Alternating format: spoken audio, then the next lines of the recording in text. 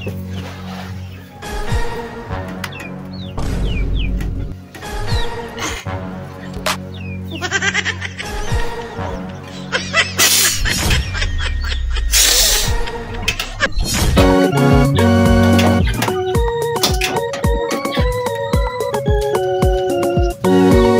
la Baba na la Mwana na Roho Mtakatifu.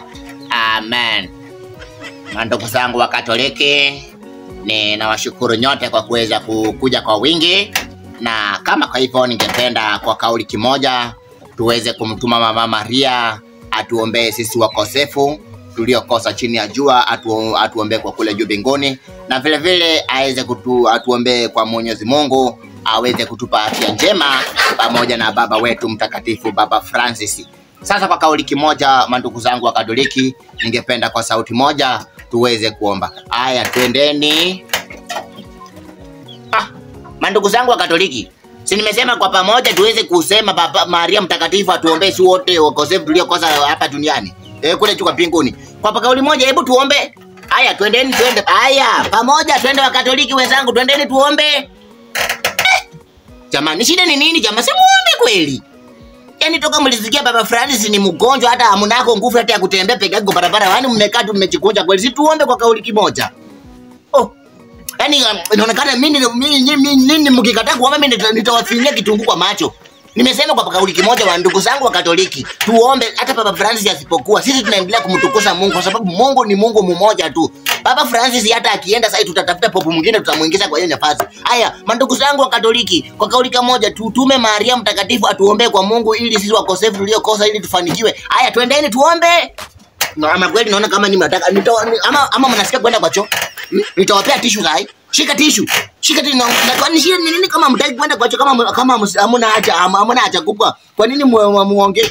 Kwa nini mnasononeka? Wacha kusononeka wewe. Wewe chesinda wewe. Yaani Baba Francis utaka kwa mkonjo wewe kaseko unajikunja tu.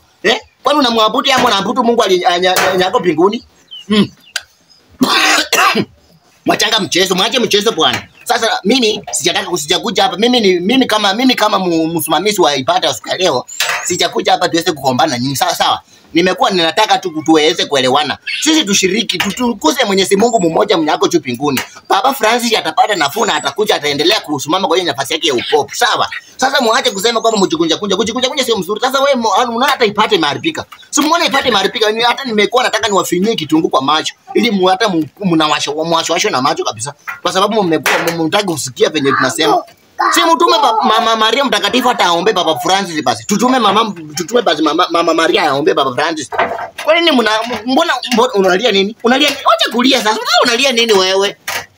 Nimesema hata Baba Francis akienda, bado mtu tatafuta popo mwingine tutamuingiza kwa hiyo nafasi. Lakini Mungu atabaki kuwa tu Mungu mmoja mnyako juu mbinguni.